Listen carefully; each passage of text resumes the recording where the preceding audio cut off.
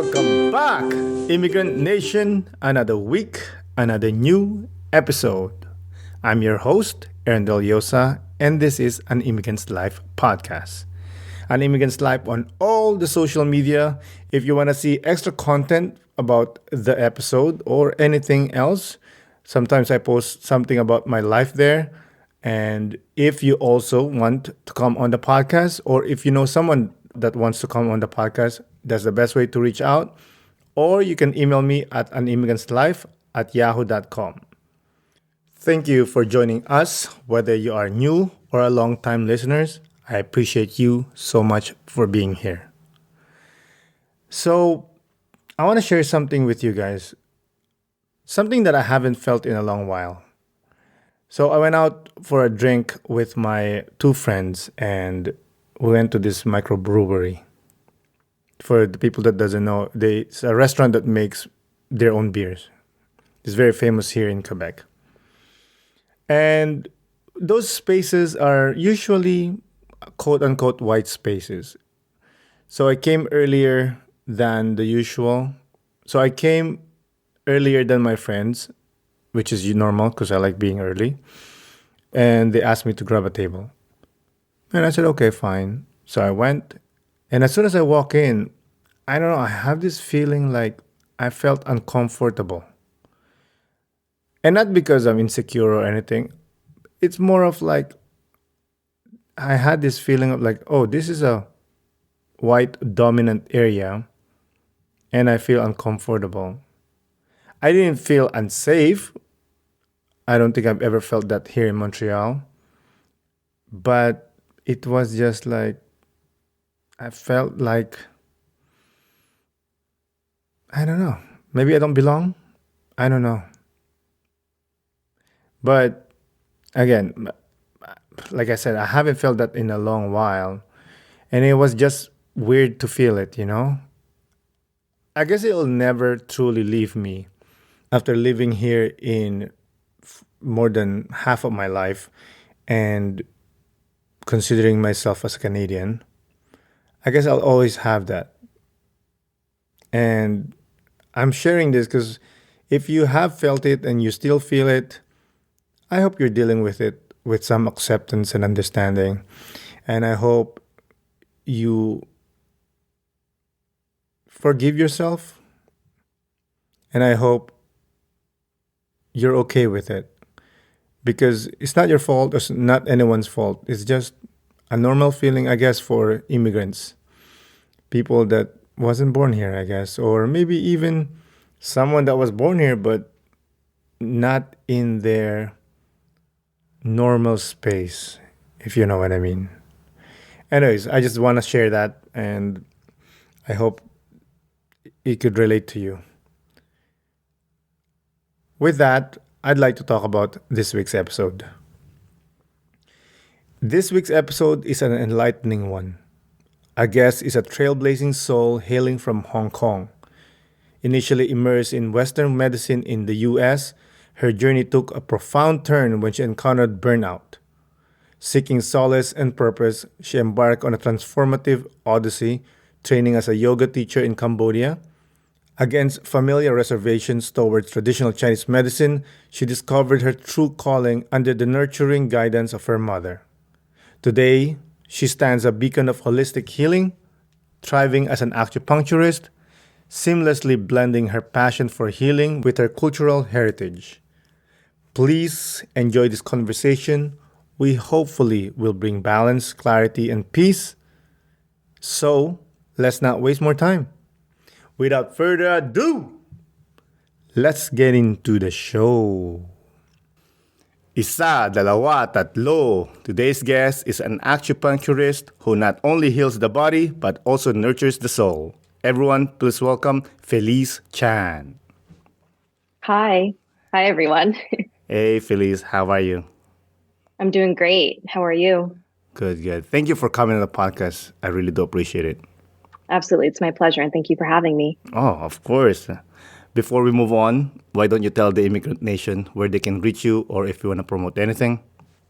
Sure. Well, I run a acupuncture business in Los Angeles. So if you are ever inclined to come by and see what acupuncture and traditional Chinese medicine is all about, find me on Instagram or find me on my booking page. I'm so happy to help however I can. Of course, yeah. That's one thing I got excited when I saw your page and I said, oh, she's an acupuncturist. And it's one topic that I always wanted to know about that, but I don't know anyone about. So I was like, I'm going to reach out to her. Maybe she Hmm. wants to come on, maybe talk about her life and acupuncture. So, Yeah. so of course, yeah, so I'd like to start with that. What is acupuncture? What is it? Ooh. Acupuncture, I mean, it's a traditional ancient medicine. It started and stemmed from ancient China almost 3,000 years ago. And so there's so much history to it. And over the many years, it's basically passed down to master, and people identify a holistic way to heal the body.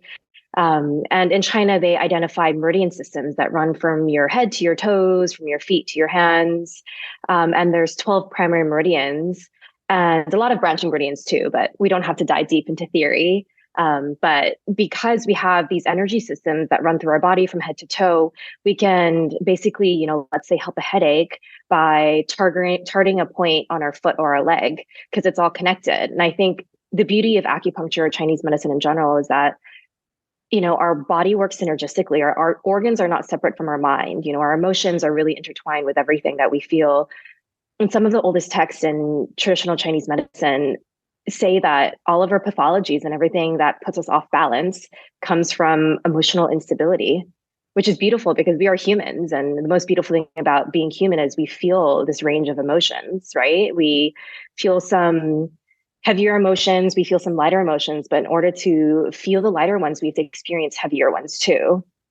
So I just thought that was beautiful. I think it's important to recognize that. Yeah, that's so beautiful. Speaking of massage and whatnot and parts of body connected to whatever, you posted a Yeah, video about, I think it's for, is it for a headache or something that you press like the side of your palm? correct. Yeah. Yeah. So that is example of how the body is all connected. That point that I posted about is large intestine 4. And in traditional Chinese medicine, it's the command point for the face and the head. So when you do massage and activate this point, the channels and the energy runs up to the head and it helps clear the stagnation or the pressure that we feel in our head when we experience a headache. I mentioned that because my grandpa, who passed away a long time ago, when I was younger, he used to tell me if I have a pain, toothache, whatever, that do that exact exercise. I'm like, That's wonderful. that's why when you did, I'm like, yo, my grandpa used to do this. Yeah. Oh, that's beautiful. And that's amazing. And what's also so cool about that is that it's funny because acupuncture or Chinese medicine, yes, stems from ancient China, but it's spread across so many different cultures. But it doesn't mean that ancient China was the influence. It's, ancient medicine, wherever it stems from. And, when you think about energy centers in Chinese medicine, they match up with chakras or nadis that come from ancient India. And it's beautiful to, find different Asian cultures. And perhaps they had some type of integration or some type of synergy a while ago, but they come up with similar pathways and similar points of, energetic entry. And so it almost justifies that you're like, wow, this is a beautiful medicine that's just not recognized in one country, but a lot of ancient countries. Just a backstory with that, because my grandpa, he likes massages when he was alive. He used to massage people. But Hmm. actually, it was his dad who was the shaman. Shamans, yeah. Yeah, the shaman of the village. And apparently, he has a book, a notebook that he wrote all the ways how he does things Hmm. and the cure and whatnot. Hmm. Unfortunately, that book was given to another part of the family, and I'm trying to reach out and get that book. Yeah, oh my gosh, the day you do, that's going to be fabulous. I mean, it's so rich, all that information, Yeah. and so intuitive, but that's beautiful. Yeah, I mean, it's my people history, Again, I don't know if they still have it or whatever. We're still trying to figure that out. Yeah, and I bet whatever is in that notebook really aligns with all type of ancient medicine. It really does, and it's very intuitive. For sure. Speaking of people, you were born and bred in Hong Kong? Correct. I was born and bred in Hong Kong. I moved around a little bit when I was younger. I lived in Taipei for a few years when I was younger, but mostly spent my childhood in Hong Kong. And after high school, I moved to the USA for college and my master's program, and currently in a doctoral program. So I've been here since 2013. Another connection with us. My mom worked in Hong Kong for like years and years and years. Oh, no way. Oh, that's Yeah, yeah. awesome. How did she like it? She enjoyed it. You know, it helped us raise from poverty. But the problem was, well, not a Mm, problem. The challenge was like she had to go away from us. yeah, So like, absolutely. so you grew up without her. Yeah, I can't even imagine how hard that is, but I completely understand. I mean, in Hong Kong, there's so many domestic helpers from the Philippines too that come over, and I have such a special connection to my yaya. I love that you use the word Yeah, yeah, yeah, yeah. yeah. Also, you had like a help. Yeah, she was our domestic helper, but I mean, she's more of a second mom. She raised me and my sisters. Well, I have a twin sister, and she came into the family when I was 2 months old, and she's still with the family. So, I mean, she raised me, and our connection is very special. Yeah, miss her every single day. How was that experience being raised by Ayaya and having a relationship with her, like like you said, a second mom, and your relationship with mom? Yeah, it's funny because as a kid, especially let's say below the age of 8, you build relationships based off exposure and how much you're spending with someone. And we mostly were with my yaya. Her name's Regina, because both my parents were working full time, 9 to 5. My dad always traveled. And so our adult figure was Yaya. And so I think she basically raised us with her values, with how she saw the world. And I think it really shaped us as adults and how we see the world as well. And I think one of the most beautiful gift that she gave us was like perspective and resilience. And to see that was amazing. I'm sure there were some times that mom and dad was mad at Yaya Regina. How Hmm. did that make you feel? Like, do you Oh my God, take? as a Did you take? kid? Yeah, did you take Yeah. sides? I mean, I mean, in an Asian household, I was mostly quiet, but of course it hurt. I'm just like, no, she's family. But it happens in any family dynamic. It gets complicated and complex with family systems. But yeah, of course. I mean, I still have so much love for her. So any conflict, whether it's with her or anyone, I was like, oh, this doesn't have to happen. I'm just a kid in the corner listening. For sure. Going back to acupuncture, what made you realize that this medicine is the best choice for you? Yeah. Oh, so that's a funny journey. So I was always inclined in medicine. Ever since I was a young girl, I knew I wanted to be a doctor. I'm not sure why. My parents always said I had a passion for it. And I was lucky where starting in middle school, my aunt is a doctor. She's a neuroradiologist in Kaiser in San Francisco. And so starting in middle school, I started shadowing doctors, watching surgeries, you know, spending my summers in the neurology department, the pediatric neurology department. And it was fascinating. I was like, this is what I want to do. And so after high school, I knew I wanted to go the pre-med medicine route. And I went to Bowdoin College and they had an amazing neuroscience program. And that's what I studied and did that along with pre-med. But it's funny, everything about medicine that I knew up until after I graduated college was all Western medicine because in Hong Kong, our neighborhood clinic is a Western medicine clinic. We get medications for a headache. It was the most convenient for us. It's what overtook Hong Kong, at least when I was growing up. And as beautiful as Chinese medicine and acupuncture is, I mean, Hong Kong is a cosmopolitan city, and there was a drive for Westernization, and almost, it was put on a pedestal with everything, even medicine. But the Chinese medicine and that I grew up with was within the household. It was about herbs. It was about soups. It was about daily living. It was about sayings and quotes and just like a way of life. And after college, I, worked in a hospital for a couple years and I was, thinking about going the allopathic Western medicine route. And I really, kind of sat down with myself and I was like, that's not what I want to do.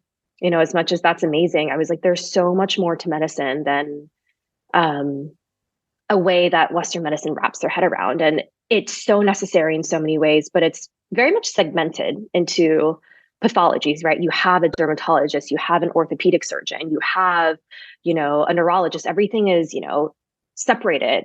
But why can it not be combined, right? There's always issues that are connected with nerves and bones and emotions and organs and, whatever it is. And so I was like, there must be a more holistic way of helping people. And so I was like, okay, the fastest and I mean, the most obvious trajectory for me was like, I want to get back to my roots. I want to study Chinese medicine and acupuncture. Yeah. So that's when I decided to take the pivot. But there's no one in the family or a close friend that is studied Chinese medicine? No, not in my family. No, which is funny. I mean, I have doctors in my family, aunts, uncles, but they're all Western medicine.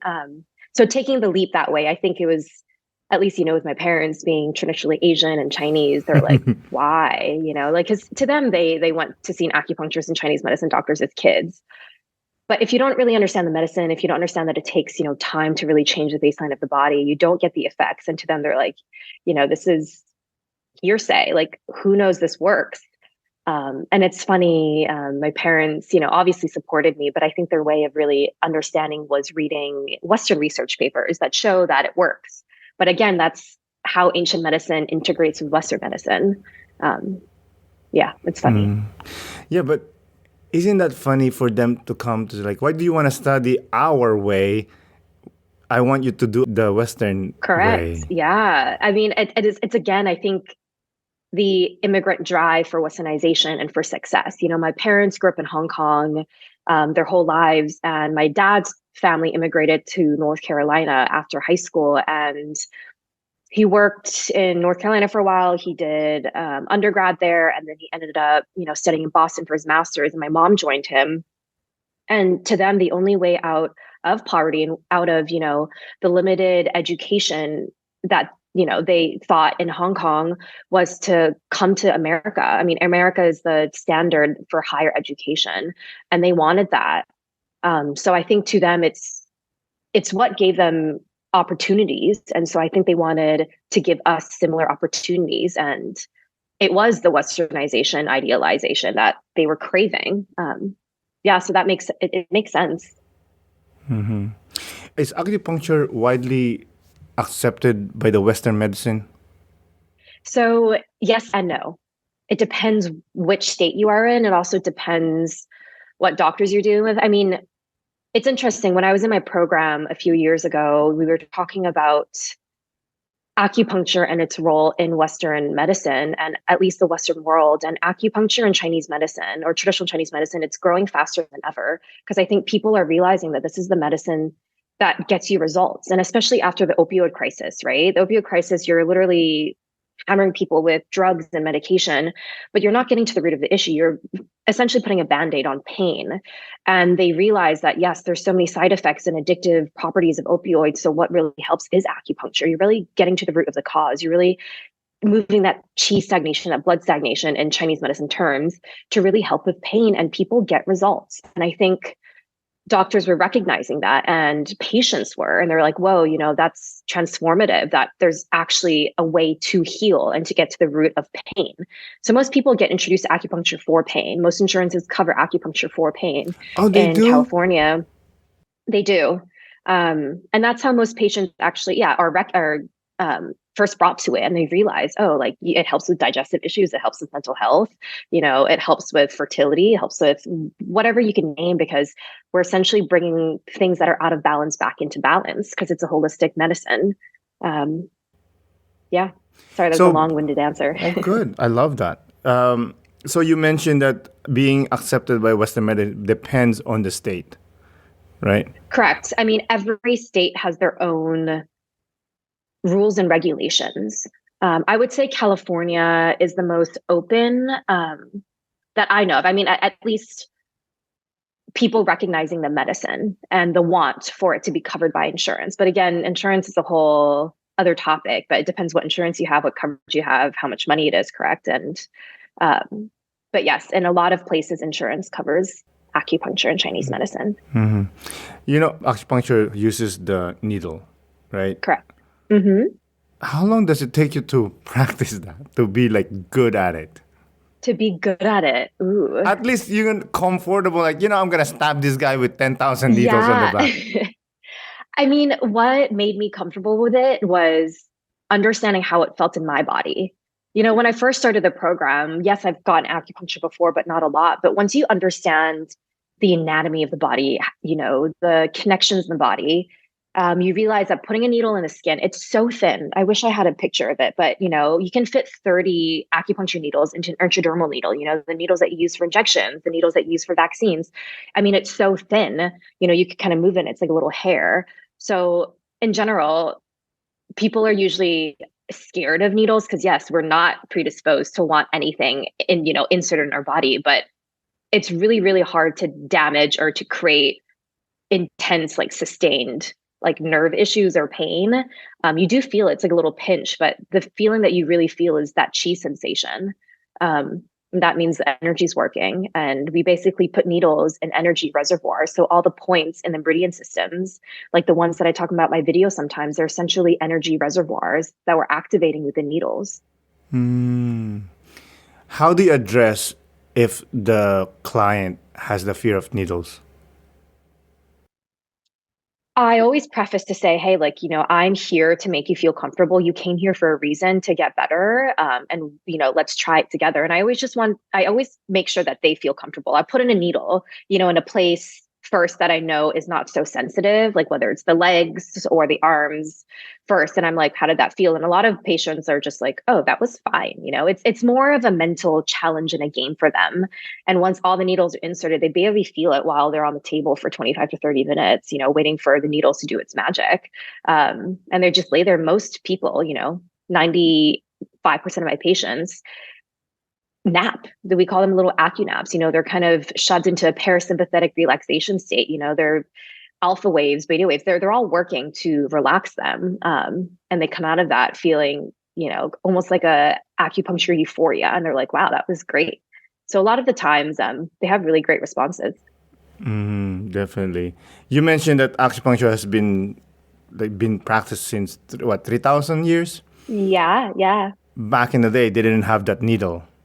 No, so I mean, it started as whether they were like copper needles or horns or whatever it was. And so, I mean, it's so beautiful looking at the transition of it, where they first started to puncture these points and, they let them bleed because there was toxins in the body. And yes, that's also very therapeutic and a method that we even use these days. But, through time, and through westernization as well. I mean, we have to keep needles clean. We want to stop infection. We have a whole clean needle protocol, and all the needles are one-time use. We have to, make sure that we clean the skin as well with alcohol swabs. We have to make sure that we dispose of the needle safely, because we're in this world where we want to be kept clean and keep people as healthy as possible.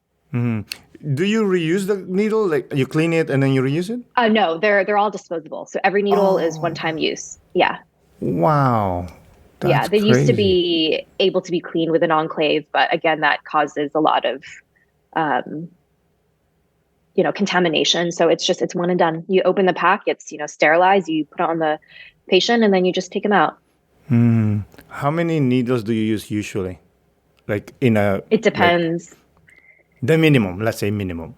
Minimum around like minimum is like 8 to 10. But it can go up. It depends whether it's a pain patient and whether they really need the needles like in points of pain or whether it's a more energetic treatment. I do a lot of balancing first and releasing like reflex points. So, let's say you have stagnations or tenderness in your belly. I'll put a point in the foot that will release that tenderness and you feel that automatic release. It's really quick, or even balancing the pulse. So I always like to feel the radial pulse, which is on the wrist, and the carotid on the neck. And I always like to feel that the texture and the just the feeling feels the same, because a lot of the times patients come in, they're never equal. We are all up here, we're very young. That's what Chinese medicine likes to think of it, because we're all in our heads. We live in a fast-paced world. We have anxiety, we have stresses, and so your pulse up here is always stronger. So I always like to make sure that the pulse on our wrist matches that strength. And once that is, it means your body's moving. It means that your circulation is moving. And when you preface that, and a patient starts to feel great immediately. And what's amazing is that you feel that immediate change. Like as a practitioner, I'll feel their pulse right after I put in a needle, and their pulse bounces to equilibrium like right away. How long have you been practicing acupuncture or Chinese medicine? Yeah, for a few years now. It's been amazing. Acupuncture itself, a few years, but Chinese medicine, I mean, ever since I was a girl with my parents, it's a way of life. Of course. Do you keep a Hmm. book, or how do you know, like, oh, this herb will take care of your headache or whatever? Yeah, well, it's funny. I mean, in California, it's a 4 years master's program before you're licensed, before you take a licensing test that, is like a 4 or 5 hour test. So it's a lot of education. And during that education, you have to memorize everything. In Chinese medicine, we have essentially our Bible of herbs called the Materia Medica, and there's, 400, 500 herbs. I had to remember all of that. I had to remember their functions, what You have to remember organ. everything? Oh, of course, as much as I Dude, could. It was a very much like a memorization, but also understanding the synergy and the beauty of it. But that's what we had to learn. We had to learn enough to pass this board exam to make sure that we were knowledgeable enough to practice this medicine in the United States. when you said 4 years, I thought it was like you have to take like a year or two, you know? It's like, It's a lot of education. Yeah. for Um, sure. That book that you mentioned, does it still get compiled or additional information, or do you think that's it? We got it. no, I mean, it gets edited. There's always different editions. But I mean, again, we have our Materia Medica, and we also have all these textbooks that are written by a lot of translators of Chinese to English, so it can be translated to our mindset. But when you think about that, there's a huge gap in translation. And like what I learned from these textbooks is amazing, right? It works. We know it works, but they have to condense 3,000 years of medicine into textbooks to make it translatable to students, right? And so that's what we studied mostly. But I mean, to pass this test, that's what this test is about, this board exam. But what we learn and how we really learn all the nuances of what I essentially love in the medicine is learning from masters, right? You have a supervisor or a master that you're like, wow, their technique is amazing. I love how they're doing this. And then you pick up on that. And acupuncture is so creative. There's no one way to help someone because it's an energetic system. It's essentially there's thousands and thousands of pathways, and you're activating these pathways in different ways, and it's essentially finding the fastest way to get to the solution. It's almost like putting a puzzle piece together, and that's why it's so creative. And so you learn from different masters, different lineages, and you're just like, wow, that's really interesting. You pick up something from there, then you go work and learn from someone else. Yeah, and so what I love about this medicine is I'm just going to be a student for the rest of my life. I'm always going to be learning, always going to be, you know, um, working on my craft to be the best healer I can for people and the best conduit for people. For sure. I'm sure you have met or interacted with people that are not believers of Chinese Hmm. medicine or acupuncture. Absolutely. How do you Hmm. approach the conversation? I mean, it's a new medicine and it's hard to understand. Um, and I mean, I approach it, I'm like, well, if you're coming here, if you have questions, you're curious about it. So let's chat. And whenever someone comes into my office for the first time, I like to spend at least 30 minutes talking to them about their health issues, not just, they're coming in for pain. Let's talk about the elbow pain. But I ask them everything from digestion to health to energy to bowel movement, everything, right? Because everything is connected. And they're just like, why are you asking me about these things? I'm like, well, I'm putting seemingly unrelated symptoms that you think are not connected. But in Chinese medicine, all of these symptoms that you're telling me are all connected. And it gives me an understanding of the imbalances in the body.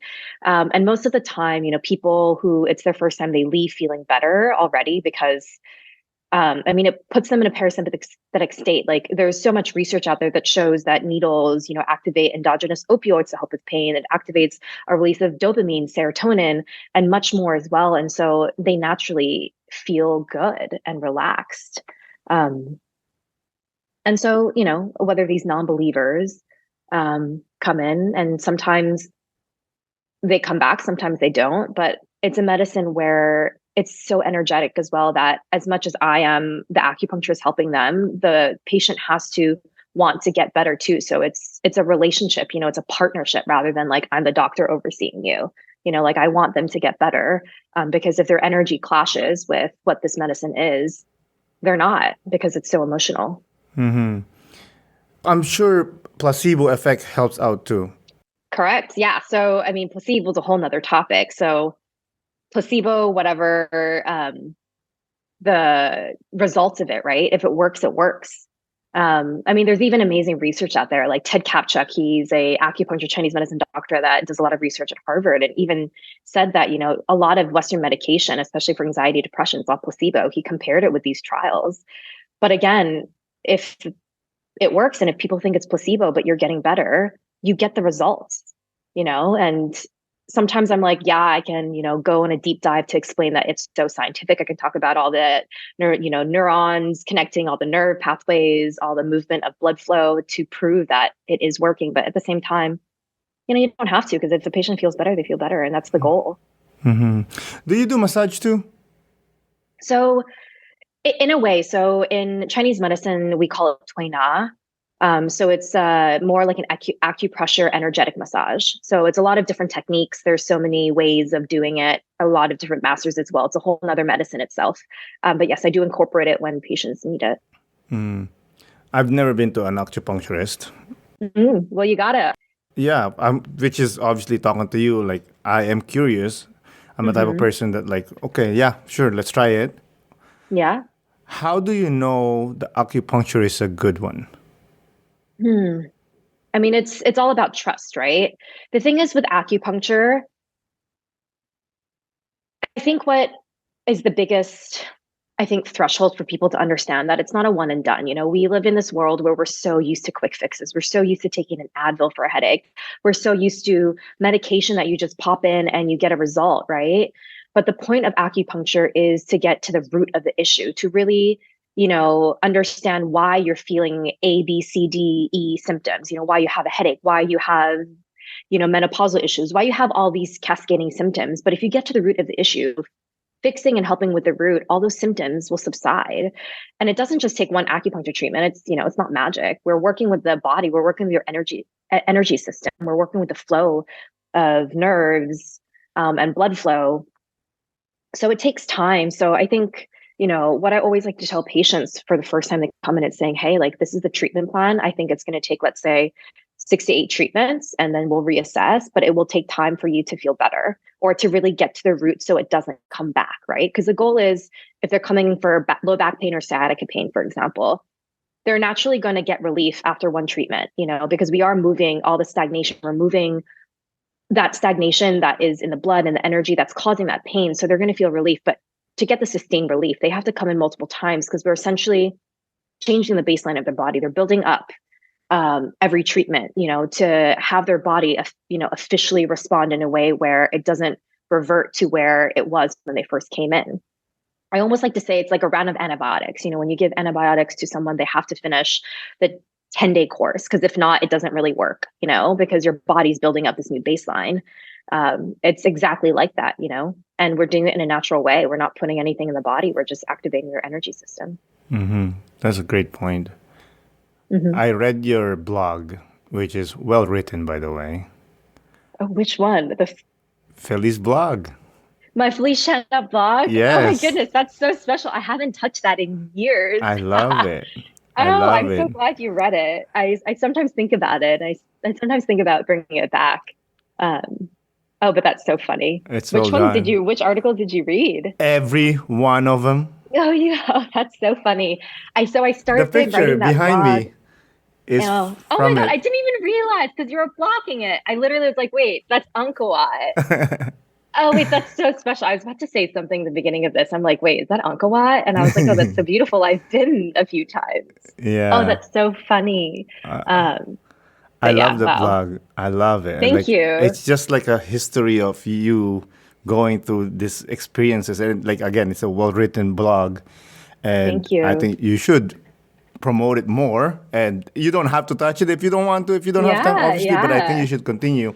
I just love that part of it's like, speaking of the wallpaper in my back. Can you Yeah. share about that 200-hour yoga Oh my teaching God, training? yes.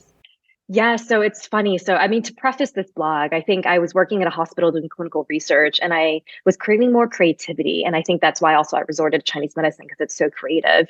But it was essentially my soul searching phase. It was my, spiritual enlightenment. And I've always been inclined to move my body. I was an athlete in high school and college and What did you play? always did yoga too. In high school, I was a basketball player. I also ran Oh. track and cross country. In college, I ran track and also was a cheerleader. Back in the day, we don't have to talk about that. But I always like loved to move my body. I also did gymnastics for 9 years as a kid. And so it made sense, right? I have the flexibility, but I also wanted to find something that was more grounding and really help me connect back to my inner self. And so during this transition after I left the hospital before I moved to LA for my program, I was like, I would love to get, yoga certified. So I wanted to find a place in Asia because I was like, I'm going to go back to Hong Kong to see my parents. They still live there. So let me find a place in Asia. And I did a lot of research and Yogi Madhav was my yogi who taught me just a beautiful form of hatha yoga. And it was just such an incredible experience. It was 3 to 4 weeks in Cambodia. And it was beautiful. I mean, we did yoga 3, 4 times a day. We were not only practicing yoga and learning how to teach it, but we were learning about the theory behind everything, which is what yoga is. It's a lifestyle. It's a way of living. And I was like, this is so beautiful because it matches with this new transition in my life of understanding what Chinese medicine is, of understanding, acupuncture. And so I'm very grateful for that transition in my life where at times I was like, oh my God, what am I going to do for the rest of my life before I figured out this is, my calling or my path essentially. But everything beautifully intertwined to build upon like what I am today as a practitioner and a healer. How did you find that place? And did you live in the temple or you live it somewhere else? Oh, so I Googled, to be honest. I was looking at reviews, but no, we Angkor Wat. So our center. Oh, I wish I remember the name. I could definitely go back into my notes, and it's all in the blog. Probably it's in my Instagram too. But I found this training program and it was, I think about like 30, 40 minutes from Angkor Wat. And so on our days off, we had a few, like, I think maybe 3 days off out of our whole 3 to 4 weeks of training. And during the days off, of course I wanted to explore Cambodia. The very first time I went was when I was younger, I think maybe in like fifth or sixth grade. And it was one of those moments or one of those places where I was like, there's so much history. It's so rich. It's so beautiful. And I was craving to go back. So when I was like, oh, there's a teacher training there that was A, affordable and B, amazing reviews, I'm like, I'm going to go. It was the first time I truly traveled by myself. I was kind of thrown into a community of amazing people and yogis that were interested in also trying something new. It was magical. Do you still practice yoga? Yes, I don't teach it actively anymore, just because life. But I incorporate yoga in my life at least 3, 4 times a week, with actually the movement of it. But I still incorporate all of the yogi breath exercises every single morning. It's part of my morning routine. What's your opinion about westernization of yoga? Loaded question, huh?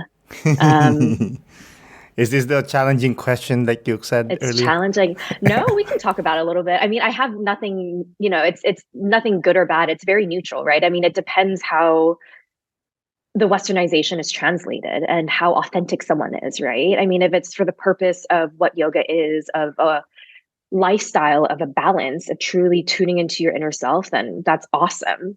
But when, it gets tricky when monetization gets added to it and, trying to build a brand, which is also amazing.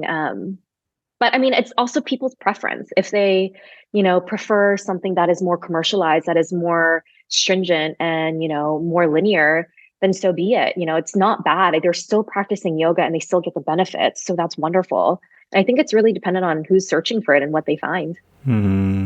Speaking of searching, earlier you said soul searching, which is such a Yeah, Western idea. it is. What did your mom and dad say when you said, I'm going to soul search? I'm gonna soul search. I mean, it's funny because I mean, my parents are amazing people, and when I went back, when I went to college, my mom went back to school for counseling. No way. Um, yeah, so it's funny because, I had this whole relationship with my mom as a child. And as soon as she went back to school, like the whole relationship of like the depth of how we speak, of how we interact, and as me as an adult, and her as also an adult, it transformed in such a beautiful way. That just even the way she responded to things, and really taking a step back to process before, and responding rather than reacting. It was something that, really changed. So I think, when I was soul searching, part of that was my mom went back to also learn how to career counsel. So during my phase of transition, when I literally, sat on my bed crying to my mom, I'm like, what am I going to do for the rest of my life? I don't want to go to Western allopathic med school. It's been something that I thought I want to go to for my whole life, but it's not right for me. It doesn't like, I don't feel like it's meshing with my values, and like every time I thought about it, I was so uneasy. I'm like, my energy is clashing. Like, this is not for me. So I did an exercise with her, which she does with a lot of her clients. And she was like, let's do an exercise and let's analyze it as you as my client. And then we'll do it again as me as your mom, right? Because it's so hard to do that. And at first I was like, she was like, what do you enjoy? And I was like, well, I enjoy cooking. I enjoy eating. This is what I like to do. And I was like, maybe I should become a chef. And she goes, no, no, no. Like, mommy, that's not what you like, like as much as you'd have fun, you're missing everything. And so I took this test essentially online, like filling out questionnaires. And what came back was it still always said that my path would be some type of healing. And I was like, oh, like that gives me clarity that this is still my path, but I don't have to go about it the way that I thought was the only path. Like my whole life, I thought Western med school was my only path. Yeah. And so the soul searching part was my mom was part of it. So she was a big proponent of, propelling me into where I am now. Hmm. But before that, how was your relationship with her? Amazing. Always amazing. I am so lucky with both my parents. I've always had a great connection with both of them.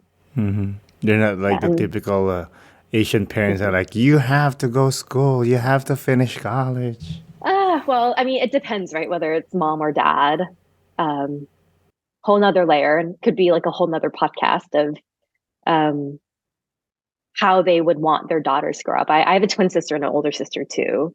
And just us following in their footsteps and whatnot. But as I still feel very, very grateful, and they're so open-minded. And yes, they are so traditional in so many ways, but they very much opened up their world and opened up their mind to accommodate this new world that we're living in. Hmm. What does your twin sister do? She's in private equity. We're complete opposites. She's my best friend. I talk to her many times each day. I mean, we grew up together. We shared a room our whole lives. We went to the same college. It wasn't planned, but we did go to the same college. And the first time we were apart from each other was after college when I went through my whole transition and soul searching phase. So she's in finance, private equity. What she does, impresses me every single day. And I think, I don't know if you know, but we are starting a TCM inspired skincare line and bringing in our expertise to build something that we think can be so transformative. I'm excited. Yeah. So working with her has been amazing. It's been great. I mean, it's brought everything about her organization and working skills. I'm like, wow, that's really impressive. Hmm. Do you guys Yeah. have a friendly competition between each other? When we were younger, for sure. I mean, I think now that she's in New York City, we live in different cities. We very much are very different people.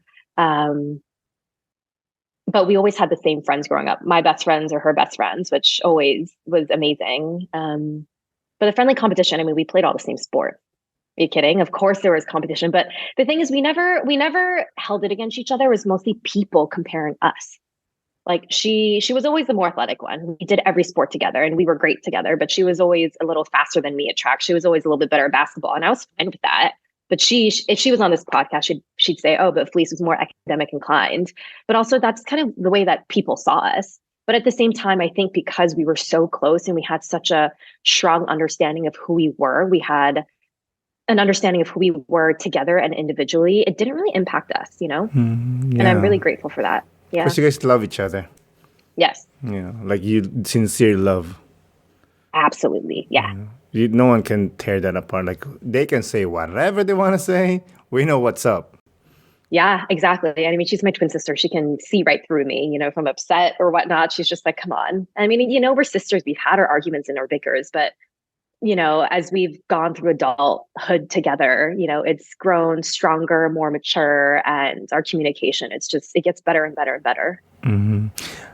How did she react when you decided to leave your stable job and you want to soul search? If you Yeah, I think she was excited for me. And I mean, she was like my biggest Wow. cheerleader. She was like, that's awesome. I mean, she wasn't really held to the Asian, roots of following in, dad and mom's footsteps because she was the one who did that. My dad was also in finance and business his whole life. And she was the one who kind of took that step to follow in his footsteps. And this is why she's like, she's actually going to leave soon.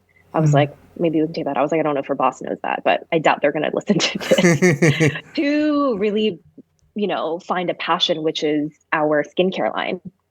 Because she wants A, it's creative, and B, she's able to bring in her expertise, and C, she's so good at that. I mean, she networks with a new person every single day and brings in new information that I'm just like, how did you find that? Google. Google, yes, but also navigating Google, that's a whole nother understanding. Yeah, I love hearing that story between the difference between you and her. It's like the yin and the yang. Oh, yes. I mean, I love that you said that. Um, because I mean, I don't think we've released it to the public and we're getting it trademarked, but the name of our skincare line is Moonbow, which is a rainbow around a moon at night, which is pretty rare. It's essentially a rainbow, but it happens at night. And the lighting around the moon has to be particular where you see that. There can't be a lot of clouds in the sky, but there can be some. So it's about the perfect intermediate of yin and yang. And all the time, Heather and I say that we are yin and yang. We are duality. We're polar opposites, right? And so I was like, moonbow makes sense because it's the moon, which is very yin in Chinese medicine, and the rainbow, which is very yang. It's Heather and I, but it's also the yin and yang of what Chinese medicine is. Like, it's all about a balance of opposites. Like, one can't exist with the other, which is me and Heather. And it also ties into the beautiful synergy of East meets West, of the Eastern world and the Western world. And so together, like, I was like, that's our brand, that's us, that speaks to us. I love that. How do you find balance between Eastern and Western methodologies in the practice of traditional Chinese medicine? Mm-hmm. I mean, it's funny because I'm in a doctoral program that is all about that. Um, and it's really about translating the medicine in a way that's digestible to Western practitioners. Because, I mean, it's not, it's almost trying to compare two parallel streams of medicine and whether they can integrate, right? And the thing is, like, the most beautiful way to help a patient is integration of all types of medicine. Like, I would work with someone's primary care physician. I'm going to work with an orthopedic surgeon. I'm going to work with whoever they work with, their psychiatrist, whoever it be, to make sure they get the best care. And I think that's the most important goal, and sometimes, if doctors don't want to work with, acupuncturists or Chinese medicine doctors because they don't think it'll work, then, that's on them. But I think for them to be open to us has to be for the purpose of the patient's healing. And I found that in Los Angeles, it's been really great to navigate that. People are so open to it. And doctors know that it's really beneficial. And so, at least as a practitioner, I'll give doctors a treatment so they can feel how it feels. Or I've given presentations in doctors' offices to say, hey, like, I'm breaking down 4 years of my education, or 6 years at this point, like how long it be to, I'm going to condense it in 30 minutes, I'd say, to really explain like what I'm doing. And, I'm bringing the things that are out of balance back into balance, and the yin and yang back into center. And I'll give them this presentation and they're like, oh, like, now we have an understanding what Chinese medicine is, right? With acupuncture or herbs. And so once they develop that understanding, they're like, oh, that's wonderful. And yes, there's so much nuance about it that they don't understand, but they don't have to know everything. Yeah, that's the best way, right? Like, explain something to quote unquote the public that is digestible. Correct. Exactly. Exactly. Yeah. Infrared heat lamp therapy. What is this? Yes. So infrared heat lamp therapy, I use it in my practice all the time. I mean, there's amazing research out there that shows that infrared red light lamps are so promoting for the body. It's anti-inflammatory, right? And so whenever I use it on a patient, everyone comes in with inflammation, however it manifests in the body, whether it's pain, whether it's allergies, whatever it is. And so having that light is so good for the body. It kind of like kicks the body into a parasympathetic relaxation state as well. And the heat part of it, it's grounding. I have a heated table, I have a heat lamp, and when someone's on the table and they have part of their legs exposed or their arms or their belly so I can put points, it gets cold. And so just that comfort, it almost feels like, being hugged by a nice heat lamp. So it's very therapeutic. It's amazing. There's a lot of medical benefits for it. Is this the same thing that I've been hearing, the red light therapy or something like that? Yeah, yeah. So exactly. So my heat lamps is a red light therapy, but with added heat. I like the heat part. Yes, it's really great. Whenever I have like a sore back, I'll just sit under it for, 20 minutes and it feels great. How about ice bath? Is that connected to what you do? Yes and no. I mean, it's funny because in Chinese medicine, warmth is our friend, heat is our friend, ice is not. Because we're warm-blooded animals, we're warm-blooded creatures, right? So it's even like, I see patients sometimes that have smoothies every morning, they eat salads every lunch and dinner, and they come in with a pathology that we say spleen qi deficiency with a lot of damp. And I'm just like, well, you're getting all the vitamins, it's very nutritious, that's awesome, but you're weakening your digestion every time you put something cold in your body because your body has to warm it up before it can actually absorb all the nutrients. And so you're putting on overdrive. And so the most nourishing things, like when you're sick, you want a warm, nourishing soup. You want congee, right? You want things that feel good in your body because you're warm blooded. And so when you do something opposite, it just makes your body work harder. That's it. And so when you're working harder to balance out warming the food in your body, the systems in your body will decline over time. So going back to ice baths, again, it's really dependent on the person. Everyone, their constitution is different. I generally run cold. My husband runs hot all the time, and also women, when they're on their periods, it's not great to be cold. It's not great to be shocked because cramps and menstruation, like everything we feel when women are going through the time of the month, cold is kind of the worst enemy. Like on pain, at least for chronic pain, you want heat to move the blood flow to increase healing rather than ice that freezes. Not to say there's amazing benefits of ice bath. I mean, there's amazing research that says it's great for mental health. It's great to, kind of shock the system. So it increases blood flow. It increases a lot of dopamine and serotonin release. So there's amazing benefits. So it's really just finding what works for you and whether your body responds well with it. Yeah, I like that what you said about drinking cold water in the morning. My grandma hates that, man. Like Oh yeah, she me will be like, too. you can't drink water at the beginning. You have to eat first something warm to warm your belly up, and then you can drink after. Correct. You hmm know? Yeah, my grandmother said that too. It's so funny because it's so intuitive to them. And now that I'm in this medicine, I'm like, everything makes sense. I'm like, there's a reason why, like our grandmothers were so wise. I know. And, And then I'm like, I wish I listened more, but now I'm listening. Okay. yeah, exactly. And like my daily habits, I'm like, wow, I live like a grandmother. Like I drink warm lemon water every morning. I don't drink alcohol. Everything I put in my body's warm and nourishing. I'm like, but it's nice. It feels good. And that's the most important. Yeah. You said about ice. Do you hmm also treat spraining your Like a ankle? sprained ankle. Yeah, Yes. of course. Yeah. So we see everything. And I mean, sprain your ankle, that is under the category of pain. So yes. And it's funny because sometimes when someone comes in with a sprained ankle, I'm like, come see me as soon as you can. Because there's a time of inflammation where, like, when you sprain your ankle, the day of, use ice because it's the most anti-inflammatory thing because it's freezing the inflammation, right? So when you sprain an ankle, all of your white blood cells, all of your, mast cells are rushing to your ankle to protect your bones or ligaments or whatever that was sprained or hurt. So that's your own body's response. And so when you put ice on it, it slows down the inflammation. So it hurts less. But when you think about it, when you're putting ice to stop the healing, to stop that response in your body, it does damage it in the long run. So I always say for any acute injuries for the first day or two, use ice because that's going to help it, stop blowing up and getting red and inflamed. And then come see me because we're able to target the issue right away. We're able to increase the healing as fast as possible before it causes more long-term mobility effects, right? And so, yeah, I love it. I mean, there's also something called bloodletting, which is more of like a very traditional term, but it's so beneficial. So when you think about you sprain your ankle, you have all this blood that is like stuck and stagnant. that's in your ankle, that's the inflammation, and the blood is just stuck there, right? It's not going anywhere. And when it's stuck there, it becomes a block to your healing and the flow of all of your white blood cells that are going there to help with the inflammation.